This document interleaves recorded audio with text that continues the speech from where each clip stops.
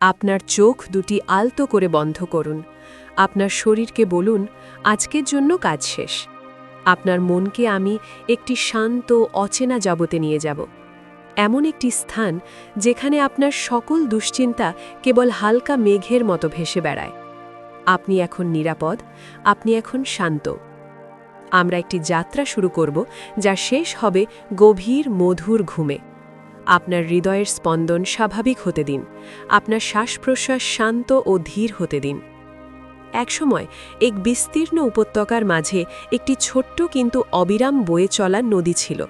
এই নদীর নাম ছিল চিন্তার নদী। নদীর জল ছিল স্বচ্ছ, কিন্তু প্রতি মুহূর্তে হাজার হাজার ছোট ছোট পাতা সেই জলে ভেসে আসত। এই পাতাগুলো ছিল মানুষের চিন্তা, কষ্ট আর যন্ত্রণা। যারা নদীর ধারে বসে থাকত, তাদের মনের সমস্ত দুশ্চিন্তা, অনুশোচনা আর না পূরণ হওয়া ইচ্ছেগুলো যেন আপনা আপনি এই পাতায় রূপান্তরিত হয়ে নদীতে ভেসে যেত। নদীর ধারে বসে থাকত এক বৃদ্ধ পথিকের দল। তাদের মুখ দেখে বোঝা যেত তারা সারা দিন ধরে তাদের কষ্টের পাতা নদীতে ভাসতে দেখেছে। কেউ ভাবছে, কালকের কাজটি কি ঠিকমতো করতে পারব? কেউ ভাবছে, কেন আমি সেদিন সেই কথাটি বললাম?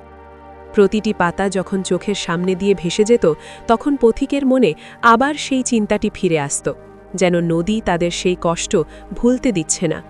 যত বেশি তারা পাতা গোনার চেষ্টা করত, তত বেশি স্রোত তাদের মনের গভীরে টেনে নিত। ভাবুন তো, আপনার সবচেয়ে বড় দুশ্চিন্তাটি এখন একটি পাতা, তার রং গাঢ়। আপনার সবচেয়ে গভীর কষ্টটি আরেকটি পাতা, এটি ভেজা। দেখুন, তারা আপনার চোখের সামনে দিয়ে ভেসে যাচ্ছে। তাদের ধরবেন না, তাদের নাম ধরে ডাকবেন না, কেবল দেখুন। দেখুন তারা কিভাবে আপনার কাছ থেকে দূরে, আরও দূরে নদীর স্রোতে মিশে যাচ্ছে। চিন্তার নদী বয়ে চলত যতক্ষণ না সে ঘন নরম কুয়াশার রাজ্যে পৌঁছত। এই কুয়াশা ছিল অন্যরকম। এটি কোনো ভয় জাগাত না, বরং এটি ছিল শীতল, আরামদায়ক এবং স্নিগ্ধ। নদীর সমস্ত পাতা যখন এই কুয়াশার মধ্যে প্রবেশ করত, তখন তারা তাদের রং হারিয়ে ফেলত। তাদের ভার চলে যেত, কষ্ট আর যন্ত্রণাগুলো কুয়াশার শীতল স্পর্শে কেবল মৃদু আলোয় পরিণত হতো। এই কুয়াশার গভীরে লুকিয়েছিল একটি ছোট্ট শান্তির দ্বীপ। এই দ্বীপে কোনো অতীত ছিল না, কোনো ভবিষ্যৎ ছিল না, কেবল ছিল এখন। দ্বীপে কোনো ঘড়ি ছিল না, কোনো কাজ ছিল না, কেবল নরম মিহি বালি। যদি কোনো ক্লান্ত পথিক সেই দ্বীপে পৌঁছতে পারত, সে দেখত দ্বীপে একটি বিশাল প্রাচীন গাছ দাঁড়িয়ে আছে। গাছটির নাম ছিল ভুলতে পারার গাছ।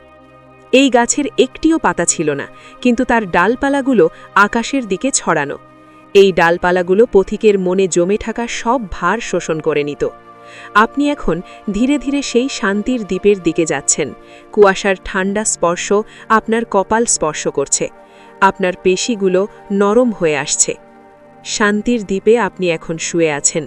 নরম বালিতে আপনার শরীর ডুবে যাচ্ছে। ভুলে যাওয়ার গাছের শীতল ছায়া আপনার চোখে ঘুম এনে দিচ্ছে। একটু পরেই রাত নামল। সেই রাতে আকাশ জুড়ে উঠল হাজার হাজার তারা। কিন্তু এই তারাগুলো ছিল বিশেষ। এই তারাগুলো ছিল সেই সব চিন্তা যা নদীতে পাতা হয়ে ভেসেছিল, কিন্তু কুয়াশায় এসে শান্তিতে রূপান্তরিত হয়েছে। এটি ছিল ইচ্ছা পূরণের তারার আকাশ। কিন্তু এই তারাদের কাছে আপনার জেগে থাকা ইচ্ছের কথা বলা চলবে না। এই তারাগুলো কেবল সেই সব ইচ্ছাই পূর্ণ করে যা আপনার ঘুমের গভীরে লুকিয়ে থাকে। শান্তি পাওয়ার ইচ্ছে, বিশ্রাম পাওয়ার ইচ্ছে, কষ্ট ভুলে থাকার ইচ্ছে। আপনি কেবল সেই তারাগুলোর দিকে তাকিয়ে থাকুন। 1, 2, 3, এত তারা যে গোনা অসম্ভব। তারাগুলো জ্বলছে আর নিভছে।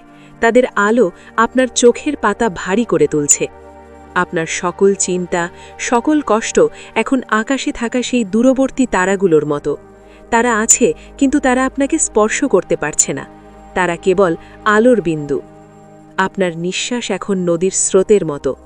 নিঃশ্বাস নিন, শান্তি। নিঃশ্বাস ছাড়ুন, বিশ্রাম।